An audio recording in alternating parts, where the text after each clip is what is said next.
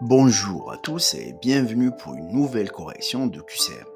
Aujourd'hui, on aborde une question fondamentale sur la maladie cœliaque qui teste votre capacité à penser au-delà des clichés.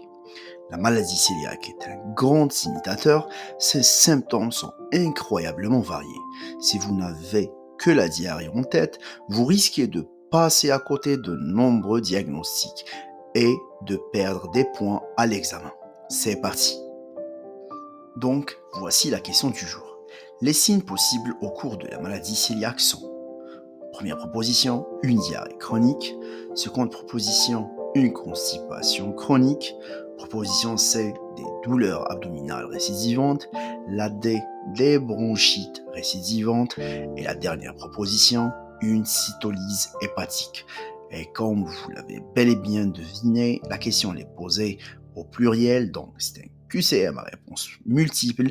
L'objectif est donc de cocher toutes les propositions justes. Analysons-les une par une.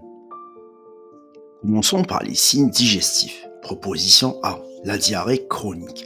C'est le signe classique, celui des manuels. Il est lié à la malabsorption des graisses et de l'eau due à l'atrophie villositaire. C'est une réponse évidemment correcte. Proposition B, la constipation chronique. C'est le piège de ce QCM. Beaucoup pensent que cœliaque équivaut à diarrhée, mais c'est faux. Chez l'enfant notamment, la constipation est une forme de présentation fréquente et reconnue. La réponse B est donc parfaitement correcte. Pensez-y en consultation. Alors, comment une maladie de malabsorption, célèbre pour provoquer la diarrhée, peut-elle causer l'exact opposé, c'est-à-dire la constipation? C'est une excellente question de physiopathologie. Il n'y a pas une seule explication, mais plutôt une combinaison de plusieurs mécanismes, surtout chez l'enfant. Le mécanisme principal, c'est l'anorexie et la réduction du bol fécal. L'enfant atteint de maladie cœliaque a souvent des douleurs abdominales, des ballonnements et un inconfort après les repas. En réponse, il développe une anorexie réactionnelle, c'est-à-dire il mange moins pour éviter d'avoir mal. Moins de nourriture ingérée signifie moins de résidus qui arrivent dans le côlon. Le volume des selles diminue considérablement. Or, le transit colique est stimulé par le volume et le poids des selles. Un faible volume ralentit le péristaltisme. Le côlon devient paresseux. On entre alors dans un cercle vicieux. Moins l'enfant mange, plus il est constipé. Plus il est constipé, c'est-à-dire ballonnement et douleur, moins il a envie de manger. Passons au deuxième mécanisme, le trouble de la motilité. L'inflammation chronique du duodénum ne reste toujours pas localisée. Elle peut affecter via des médiateurs inflammatoires ou des réflexes nerveux la motilité de l'ensemble du tube digestif. Chez certains patients, cela se traduit par un ralentissement global du transit, y compris au niveau du côlon, menant à une constipation. Donc, en résumé pour votre examen, la constipation dans la maladie cœliaque est principalement liée à une réduction de l'apport alimentaire en réponse à la douleur, qui diminue le volume des selles et ralentit le transit. À cela peut s'ajouter un trouble moteur direct du côlon. Passons maintenant à la proposition C, les douleurs abdominales récidivantes. C'est un symptôme très fréquent, souvent associé à des ballonnements. Il est directement lié à la fermentation intestinale et à l'inflammation. Donc, la réponse C est également correcte. Maintenant, sortons du tube digestif.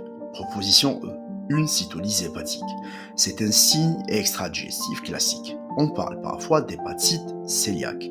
Il s'agit d'une élévation inexpliquée des transaminases, azate, alate, qui se normalisent complètement sous régime sans gluten. La réponse E est donc absolument correcte. C'est un excellent réflexe à avoir devant une cytolyse isolée.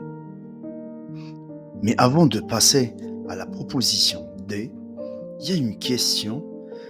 Normalement, autant que vrai briscard qui prépare son résident, vous auriez dû me la poser. Elle concerne notamment la réponse E. Je vous laisse un petit instant pour la trouver. Mais pourquoi le foie souffre-t-il alors que le problème est dans l'intestin?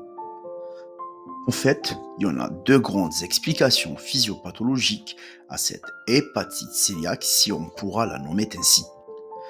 La première est la théorie de l'axe intestin-foie, gut-liver axis. Dans la maladie cœliaque, la barrière intestinale est endommagée. C'est le fameux leaky gut ou perméabilité intestinale accrue. Cela permet à des toxines, des antigènes alimentaires et des bactéries de traverser la paroi intestinale et de passer directement dans le sang via la veine porte. Or, la veine porte va directement au foie. Le foie reçoit alors un flux massif d'antigènes et de médiateurs pro-inflammatoires. Cela déclenche une réaction inflammatoire locale via l'activation des cellules de Kupffer, ce qui aboutit à la lyse des hépatocytes et donc à l'augmentation des transaminases. La seconde est la théorie de l'auto-immunité croisée.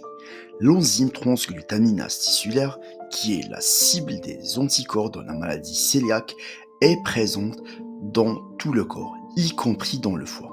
Il est donc possible que les auto-anticorps attaquent directement les transglutaminases présentes dans le foie, créant ainsi des lésions locales. Donc, conclusion pratique, dès que l'intestin cicatrise grâce au régime sans gluten, la barrière se referme, l'inflammation s'arrête et le foie récupère totalement. C'est pourquoi la cytolyse disparaît souvent en quelques mois de régime. Revenons maintenant à notre QCM. Proposition D, les bronchites récidivantes. C'est ici le distracteur.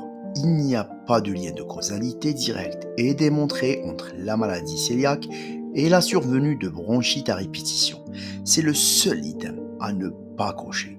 La réponse D est donc fausse. Et souvent, quand vous n'avez pas un lien direct, une explication physiopathologique, souvent c'est la réponse à ne pas cocher. Souvent c'est la réponse fausse. In fine, ce qu'il faut retenir de ce QCM, forme digestive variée. La maladie cœliaque peut se manifester par une diarrhée, mais aussi par une constipation ou des douleurs isolées. Pensée extradigestive, les élévations des enzymes hépatiques, une anémie ferriprive, des aphthoses à répétition ou des troubles de la croissance doivent faire évoquer le diagnostic. Le réflexe, la maladie cœliaque est un diagnostic à évoquer largement chez l'enfant et l'adulte face à des symptômes chroniques inexpliqués, qu'ils soient digestifs ou non. J'espère que cette analyse vous a été utile. Si vous avez des questions, l'espace commentaire est fait pour ça. N'oubliez pas de vous abonner pour ne pas manquer les prochaines vidéos. À très bientôt.